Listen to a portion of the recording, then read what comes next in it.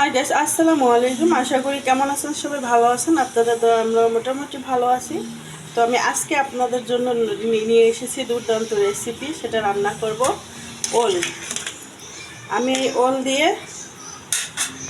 আর এই ছোট ইলিশ মাছ দিয়ে রান্না করব, যেহেতু বড় ইলিশ মাছ আমার ঘরে নেই। তো চলুন দেখি কিভাবে রান্না করি। তো প্রথমে আমি ওলটাকে বসিয়ে দিয়েছি, এবার চুলোটা জ্বালিয়ে দেব।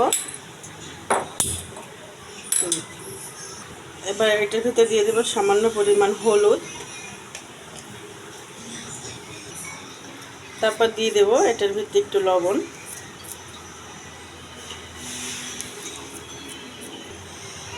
এবার আমি এটাকে ঢাকনা দিয়ে ঢেকে দেব। আমি এটাকে ভালো করে সিদ্ধ করব না, আমি 70% সিদ্ধ করব, আর বাকিটা তরকারি ভিতরে সিদ্ধ করব। তো এটা হতে থাক।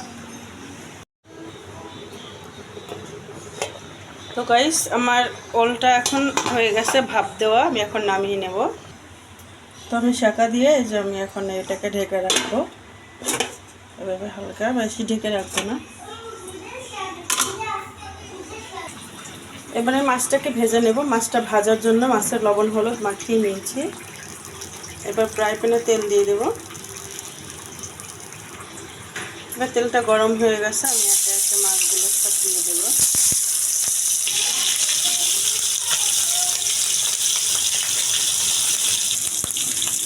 এবারে মাছটাকে উল্টে নেব।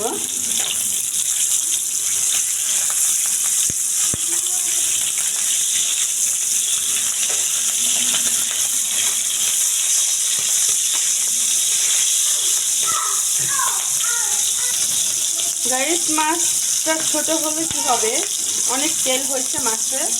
আমি যতটুকু তেল দিচ্ছি আরও তেল বাড়ছে।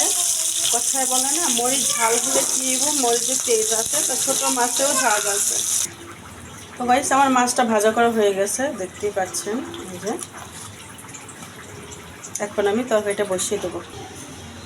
তো আমি মাছ ভাজা তেলটা আমি এটার ভিতরে দিয়ে দিচ্ছি, আর একটু তেল দেব, যেহেতু ওল রান্না করব। এটার ভিতরে আমি একটু মরিচের গুঁড়াও দেবো, তাই ওই যে ওটার সাথে নিয়ে নিয়েছি, দেখেন।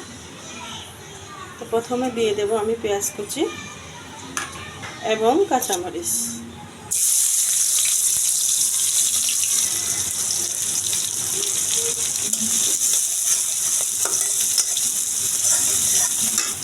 তারপর দিয়ে দেব একটা তেজপাতা 2 টুকরো করে।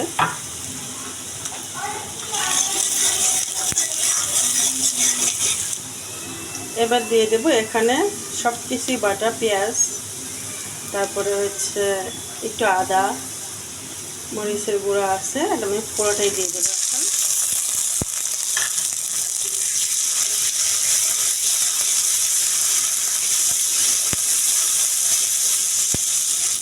এবার দিয়ে দিচ্ছি হলুদ, এবার দিয়ে দেবো লবণ।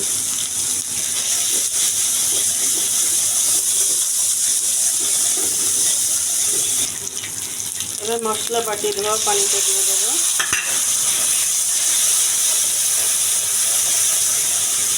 আমার মশলাটা ভালোভাবে কষানো হয়ে গেছে, এখন একটু পানি দেব।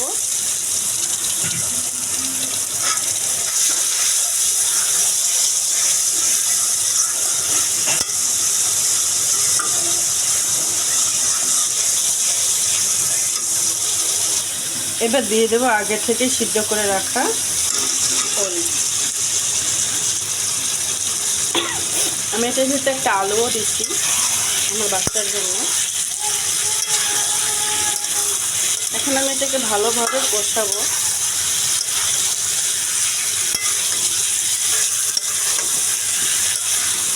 ক্যামেরার কাছে নিলে সাদা সাদা দেখা যায়, যেহেতু আমার ফোনটা তো দামি না, এই জন্য।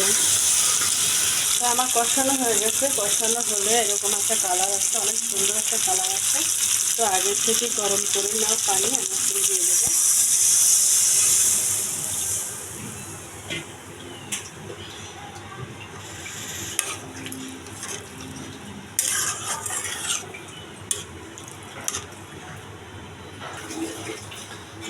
আমি এইটুকু পানি দিছি, যেহেতু আর একটু সিদ্ধ হবে, মাছ দেব।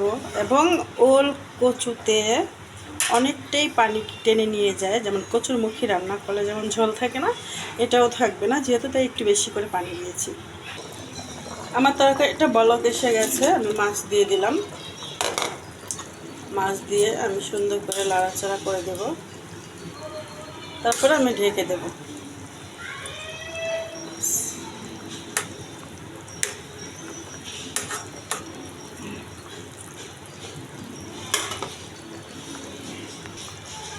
এবার আমি ঢেকে দিচ্ছি।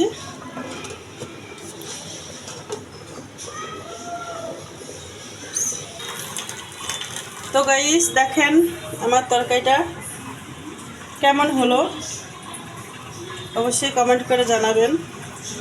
খেয়ে দেখিনি, বুঝবো কী করে যে কেমন হয়েছে। আর নিজের তরকারির প্রশংসা আমি কখনোই নিজে করি না যে এটা ভালো হয়েছে।